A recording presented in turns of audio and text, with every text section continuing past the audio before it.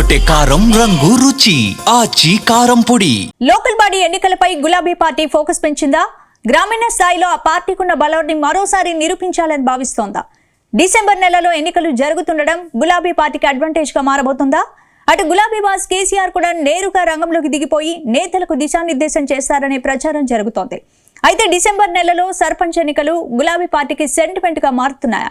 Let's watch the story.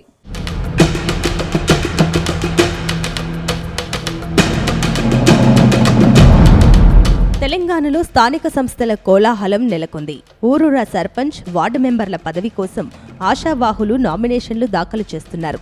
3 విడతల్లో జరిగే ఎన్నికల్లో వీలైనన్ని గ్రామ పంచాయతీలు గెలవాలని అధికార, ప్రతిపక్ష పార్టీలు ప్రచారం చేస్తున్నాయి. అయితే కొద్ది రోజులుగా వరుస ఎదురుదెబ్బలు తింటున్న బీఆర్ఎస్ పార్టీ లోకల్ బాడీ ఎన్నికల్లో సత్తా చాటాలని భావిస్తోంది. అందుకే ఈసారి గులాబీ పార్టీ మరోసారి సెంటిమెంట్ను రాజేసే పనిలో ఉందని ప్రచారం సాగుతోంది. మరోవైపు గులాబీ బాస్ కేసీఆర్ కూడా రంగంలోకి దిగేసి బీఆర్ఎస్ క్యాడర్కు దిశానిర్దేశం చేస్తారని పార్టీ వర్గాలు స్పష్టం చేస్తున్నాయి.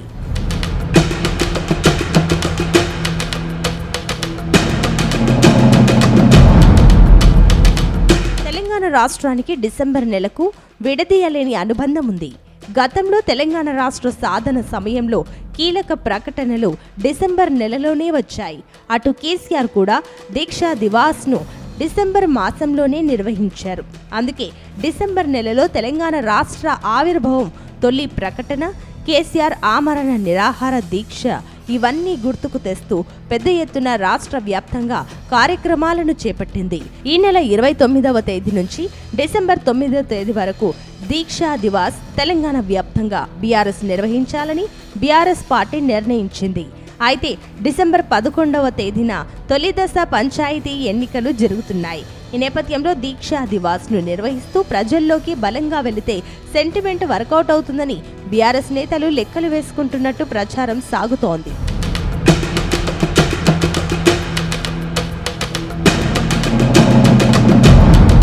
ఇక తెలంగాణ రాష్ట్ర సాధన కేసీఆర్తోనే సాధ్యమైంది. అప్పట్లో రాష్ట్రాన్ని కాంగ్రెస్ ఇచ్చినా సాధించింది మాత్రం గులాబీ బాసే. అందుకే ఆయన ముఖ్యమంత్రి పీఠంపై కూర్చున్నారు. 10 ఏళ్లు సీఎంగా పనిచేశారు. ఇక బీఆర్ఎస్ ప్రభుత్వ పాలనతో రాష్ట్రాన్ని అన్ని రంగాల్లో అభివృద్ధి చేయడమే కాకుండా సాగునీటి ప్రాజెక్టులను నిర్మించి 1 కోటి ఎకరాలకు సాగునీరు అందించి మాగాణిగా మార్చారు. అటు జిల్లాలో భూముల విలువ పెరగడానికి కారణం అయ్యారు. మరోవైపు కేసీఆర్ కొన్ని విషయాల్లో ప్రజలను అస్సలు పట్టించుకోలేదని టాక్ సైతం ఉంది. అలాగే కాళేశ్వరం ప్రాజెక్టు నిర్మాణంలో 1,00,000 కోట్లు గంగలో పోశారని కాంగ్రెస్ విమర్శలు చేస్తోంది. అయితే కాంగ్రెస్ విమర్శలను తిప్పికొడుతూ ఇప్పుడు కక్ష కట్టి కేసులు పెట్టి వేధిస్తుందని ప్రజల్లోకి తీసుకువెళ్లే ప్రయత్నము కారు పార్టీ నేతలు చేస్తున్నారు.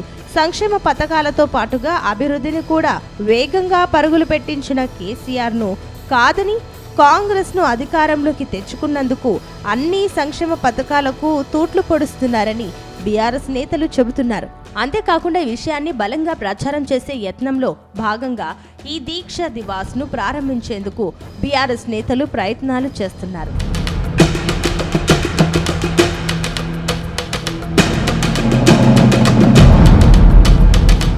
మరోవైపు బీఆర్ఎస్ వర్కింగ్ ప్రెసిడెంట్ కేటీఆర్, మాజీ మంత్రి హరీష్ రావులు జిల్లాలో పర్యటించి క్యాడర్కు సమాయత్తం చేస్తున్నారు. మరొక వైపు కేసీఆర్ కు కూడా ఎర్రవెల్లి ఫామ్ హౌస్ నుంచి హైదరాబాద్ కు వచ్చి నేతలకు, కార్యకర్తలకు అందుబాటులో ఉంటారన్న ప్రచారము జరుగుతోంది.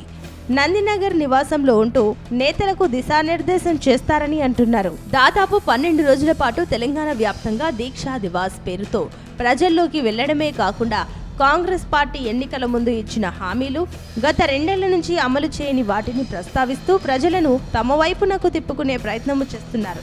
స్థానికంగా బలంగా ఉంటేనే పార్టీ మనుగడ ఉంటుందని భావించిన బీఆర్ఎస్ పార్టీ ఈ ఎన్నికలను సీరియస్ గా తీసుకుని ముందుకు వెళ్తున్నట్టు తెలుస్తోంది.